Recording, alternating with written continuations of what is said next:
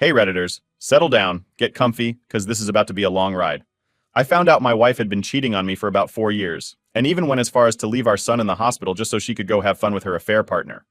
My world and everything I had believed in came crashing down. Of course, I couldn't let it go, so I decided to ruin her life and make her regret ever cheating. I am 33M, and my wife Nina is 32F. We've been married for 12 years, so a long time. We have two kids, Star, who is 12F, and Neo, who is 6M. My wife and I met at her cousin's wedding when she was 19 and I was 20. It was love at first sight. You know that feeling you get when you meet someone for the first time and you just know that you're going to spend the rest of your life with that person? Yes, that was what I felt when I saw Nina, even though we were really young and we got married a year later after she got pregnant with our daughter Star. I always knew I was going to marry Nina, so when she said she was pregnant, I didn't mind. In fact, I was happy. Becoming a father is one of the biggest joys I ever experienced. My parents, on the other hand, weren't happy, and they thought that she had baby-trapped me. I didn't listen to my parents and brush them off, because I knew my parents as proud, upper-class people. I say upper-class because that's what my parents like to call themselves. LOL. I come from generational wealth, and Nina does not. So my parents believed that if I were ever to get married, I would get married to someone from an upper-class family. My parents also believed that Nina had baby-trapped me because I had told them Nina and I were really surprised when she had gotten pregnant. She had an IUD, but we brushed it off because we knew that an IUD wasn't 100% guaranteed. My parents, on the other hand, were adamant about the fact that she had baby-trapped me. They believed she was after the money, and I laughed it off and called them crazy. I'm an only child, and so I stand to inherit everything. Looking back now, I realize my parents were right, and if I could turn back the hands of the clock, I would have listened to them.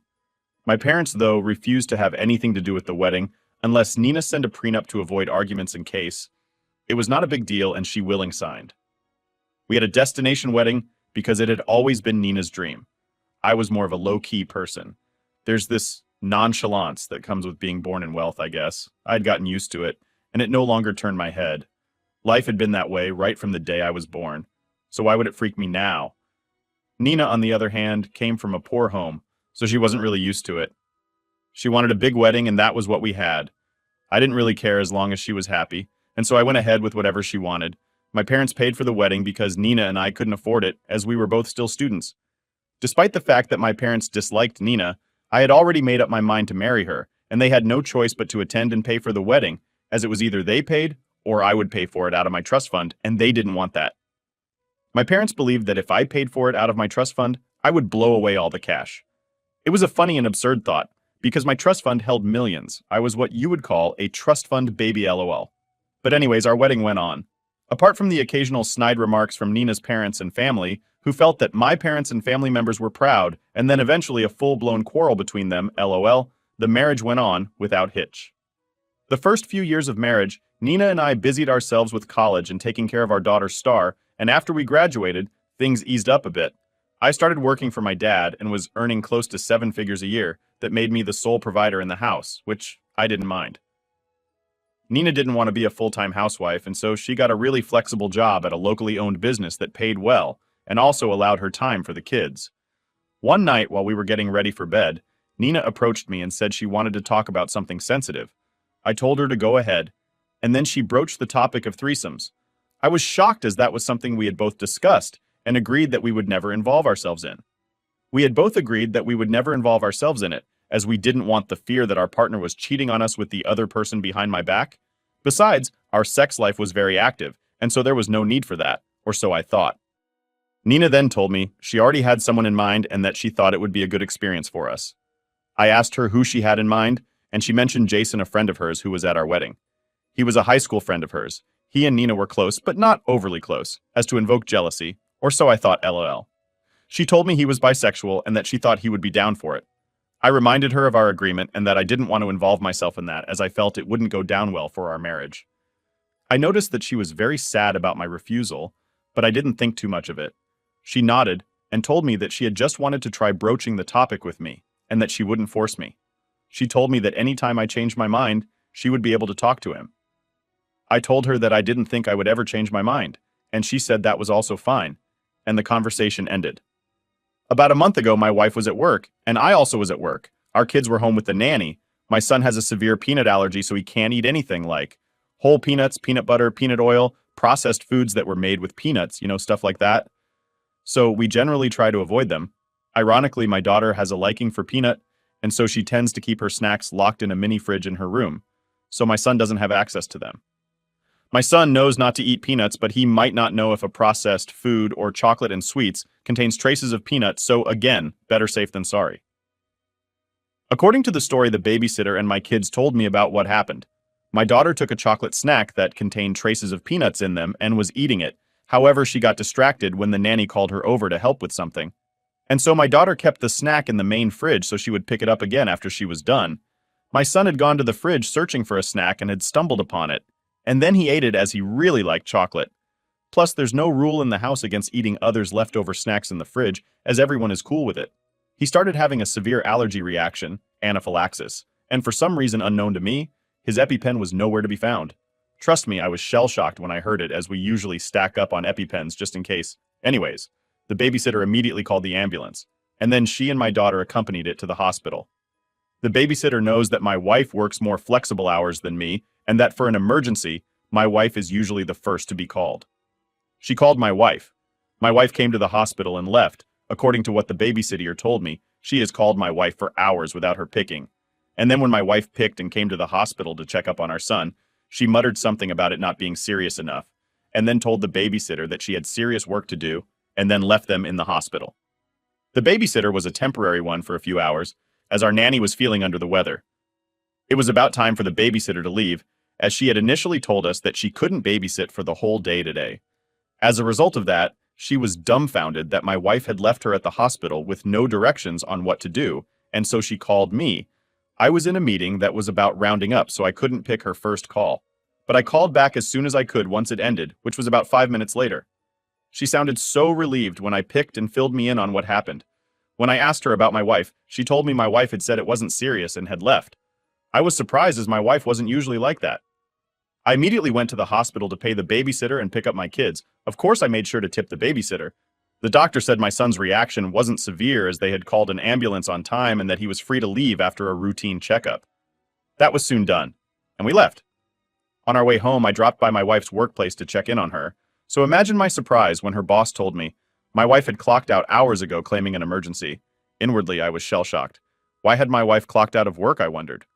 I would have understood if I had met her at the hospital, but if it wasn't our son's allergy, then what was the emergency?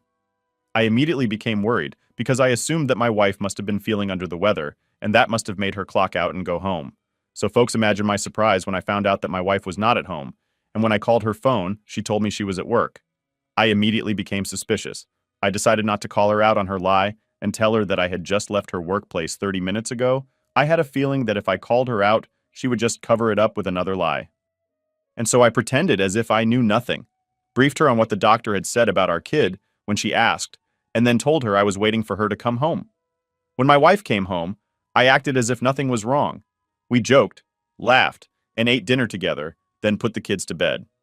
We talked before she went to bed, as I told her I had to work late, and she was okay with it because it was something I did sometimes. I waited for her to fall asleep, and in the meantime, I played games on my laptop in my office. Then after a few hours, when I was sure she was asleep, I went to our room and took her phone. Unlocking her phone was easy, as we knew each other's passwords. Looking back now, I realized that my wife had given me no reason to doubt that she was cheating. She covered up everything so well, from giving me reasonable lies about her absences to making sure I had all the passwords and access to all her devices, so I would never suspect she was hiding something. My wife was smart, but I was smarter. I unlocked her phone with her password and checked everything from her WhatsApp to her iMessage to her photos. I went through every texting app on her phone that I knew she used regularly. At first, I ignored Facebook because it wasn't something my wife used regularly. She used it sparsely to check updates on her old high school friends and distant family members, and also to make sure that people that didn't have her number or Gmail could reach her, like say an old high school buddy looking reconnect. But realizing I had checked everything and I couldn't find anything or any evidence of her cheating or planning anything, I decided to check her Facebook, and on opening it, I realized there was an app lock on it. I was immediately suspicious, and my sixth senses were tingling. Why was there an app lock on her Facebook when there wasn't any app lock on her other apps? I also didn't know the password to the app lock, and I couldn't even guess it. The security question was also one I didn't know the answer to. The security question was a single question. It said, when is his birthday? Whose birthday? I wondered. I tried my birthday, our son's birthday, her dad's birthday, and even her granddad's birthday, all to no avail. I couldn't guess who this his was. Just as I was on the verge of giving up, I remembered something. My wife had an iPad that she used to use, and her Facebook was probably still logged in the iPad. She had gotten a new iPad and had given it to our kids, but I didn't remember her ever logging out her stuff out of the iPad. In fact, her old Gmail was still logged in on the iPad. Deciding to wait for the next day, I waited for my wife to go to work and my kids to school. Then I searched for the iPad. After she had gotten the new one and then gave the iPad to the kids, our kids had eventually discarded it when they got a new one. Regardless of that, the iPad was still fully functional, so I booted it back on and charged it. After waiting for the iPad to charge for a while, I unlocked it and checked Facebook. I was right, her Facebook was still logged in on it. I immediately went to check her chats. And that was when my word came crashing down. My wife was cheating on me with a high school friend of hers called Jason. The same Jason she had suggested we do the threesomes with. Now it's all made sense. There were tons and tons of messages, dating back as far as months ago. My wife had been in a relationship with this guy for a very long time. There were tons of messages between them mocking me, mocking Jason's wife, who was also pregnant. My wife had also been giving this guy money. She had been rejoining money from our drinks accounts and giving it to this guy. I also saw messages of them arranging meeting points, most of the time when my wife had told me she was going on a girl's trip. It was all a plot to go meet with this guy and spend time with him. My wife had even revealed to the guy that the only reason she got with me in the first place was because of the money and that she had baby-trapped me. My world had come crashing down. I was shocked and on the verge of tears. My wife that I loved so much that I also thought loved me. I thought we were the perfect couple. Of course, no one on earth is perfect, but we complemented each other so well. We understood each other, we communicated well. Everything was going so good, we genuinely enjoyed spending time with each other. So why was she doing this, I wondered. Our sex life was great, and she wasn't under any stress at work. She worked a very flexible job, and I was the sole provider of the household. She didn't pay any bills. I let her use her salary for whatever she wanted, and not even her salary, but also any amount she wanted to take from our joint account. In fact, my wife was very frivolous, but I entertained her because I knew she didn't have much growing up, and this was her trying to compensate for it. I was going on a downward spiral. I kept reading the messages even though they kept hurting me because I wanted to hear everything she had said. At one point, something in me broke, and I realized that I would make sure she regretted this. Taking screenshots of as much messages as I could, I did just that and sent them to my phone. I decided to wait for a few more weeks and gather more evidence, and also wait till they decided to meet again so I would show up at their meeting point and surprise them. My wife came home in the evening, and I acted as if everything was fine. I pretended as if I hadn't just found out that she had been cheating on me for a long time and had even been burning my money on the guy. No wonder she has suggested the threesomes. She had wanted a way to weasel Jason into our lives so she could be with him and not feel guilty. I pretended as if I was happy to see her and acted as if I didn't want to throw up and show her the text messages and ask her to explain herself. She was clueless and didn't even suspect a plan, and the first stage was in motion. I found a steady rhythm, using the iPad to take screenshots of their adulterous conversation and send them to my phone, and then deleting all traces of them from the iPad. I then got my lawyer to draft divorce papers that I would serve her with. It didn't even take them up to a week before they were planning to meet again. They decided to meet up at a hotel, and that was the thing that brought the second phase of my plan into motion. Up until that time, I had taken a few weeks off work by telling my dad I had a family emergency. I hadn't specifically told him what had happened because I knew my father would laugh in my face and read me the I was right act. He would reiterate that multiple times, and I knew that he would always bring it up in the future. I, however, didn't tell Nina about the weeks I had taken off of work. I faked a cold in the morning and told her I would stay home and rest and work for home when I felt better. The kids were off to school too. I stayed at home and monitored their conversation through the iPad and took screenshots up until when Nina arrived at the hotel before him and booked the hotel room. She then told him the hotel room's number she was in, so he would head up to meet her without even asking at the front desk. I took more screenshots of the conversation and kept the iPad in my office. I then went to my printer and printed out a lot of the screenshots on physical paper and photocopied a lot of copies. I kept some in a huge brown envelope and held some in my hands. I drove to the hotel and headed up to the hotel room. I didn't even need to ask them at the front desk because I already knew the room number from their conversation on Facebook. I got to the room and then knocked on the door. Jason answered from inside, asking who it was, and I told him it was room service. He said he hadn't ordered Doom service, and I told him it was complimentary room service. I guess he must have decided that there was no harm in answering because he came up to the door to answer. The shock on his face was worth recording. He was shirtless, and all he had on was a towel. On seeing me, his jaw has dropped wide open, almost comically LOL. I heard my wife's voice asking him what was wrong, and so I pushed him to the side softly so my wife would see it was me. She was lying on the bed and was only covering herself with the duvet. She was obviously naked under. When she saw me, she almost turned to stone. One would have thought I was Medusa with the way she froze LOL. I noticed I was on the verge of a breakdown, and so I threw the printouts of their conversations that I had held in my hand at them and left. I left in such a hurry that my wife didn't even regain her senses enough to chase after me. Before she could do that, I was already almost out of the hotel. I headed down to my car and cried for a solid 30 minutes. I'd had a few days to prepare for this, but nothing could ever truly prepare you to see this. I had thought I was over the grief and betrayal, but just seeing it physically broke me. I felt invalid and not enough.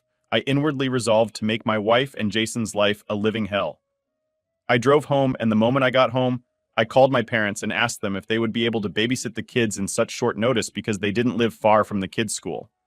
I explained everything that has happened to them, but made them promise not to tell anybody now because I wasn't yet ready to tell anybody. My parents were understood and accepted to babysit. They understood that I must be going through a lot emotionally now. My dad even pipped in that he would gloat about how he was right, but only after I had grieved and gotten over the hurt. I immediately packed enough clothes and stuff to last the kids for a few weeks and called the driver to come pick them up. My kids didn't follow the school bus, and they were picked up every day by our driver. I gave the luggages to the driver and instructed him to pick up the kids from school once they closed and drop them at my parents' house. I knew that that wasn't really cool, as my kids would be very confused, but I resolved that I just needed to get through this week, and I would go get them the next week and explain everything to them in a way they would understand. In a few hours, Nina came home crying and begging and pulling out the waterworks. She was begging me, saying that we would get through this together. To which I told her she was delusional. I told her I wanted her out of the house, but not before I went upstairs and got the divorce papers. I sat her down and told her we could do this two ways. One, we could go to court and fight it out, or two, she could sign the divorce papers and all would be well. If she chose the first option, I would make sure I exposed her and Jason to everybody, including Jason's wife, and even Jason's boss and my wife's boss. I would also make sure I tell every single family member of each of our families. But if she chose the second option, I would not tell anybody, and if anybody asked me why we divorced, I would simply tell them that we had grown apart. She was shocked. She said she didn't want divorce at all, and wanted us to talk it out. But I told her that was out of the table, and that that wasn't happening even if a miracle occurred. She must have realized that I was serious because she told me to tell her the terms of the second option. She knew she would be in serious trouble if I told anybody. I smiled. The terms were simple. I would get child custody, and if she were to get visitation rights, it would be supervised visit. I was pretty sure supervised visits would not hold in court because she was not a criminal at all and did not face any danger to the kids. But I was still willing to try. If supervised visits didn't hold, then she could get weekends. She would get no alimony or anything from me. We already had a prenup in place, so I wasn't really worried about how properties were going to be shared. I inwardly thanked my parents for the first time ever for insisting on a prenup. She was in tears. She spent the next 5 minutes trying to convince me, saying it was a mistake. She didn't mean it. She told me every excuse under the sun, but it was obvious I wasn't buying it. I told her to sign the divorce paper, but she refused, so I told her to leave the house. I didn't care if she refused to sign the divorce paper because I knew she would eventually cave in. That was how it always was. I know she will spend a few days thinking and trying to convince me, and then when she kills see that I am adamant about the divorce, she will finally sign it. In the meantime, I have kicked her out. I gave her 5 minutes to pack her stuff and then told her to get out. She asked me what I would tell the kids, and I told her that I knew what to tell the kids and not to worry because I wouldn't tell the kids about her cheating. So yeah, here I am right now, alone at home, crying and drowning my sorrows with a bottle of wine. I honestly don't know what to do anymore, so I decided to come on Reddit to see if anyone had had a similar experience or something. I feel as if someone has pulled out the rock under my feet, as if everything I knew has been a lie. I honestly do not know where to go from here, but I'm trying my hardest to be strong.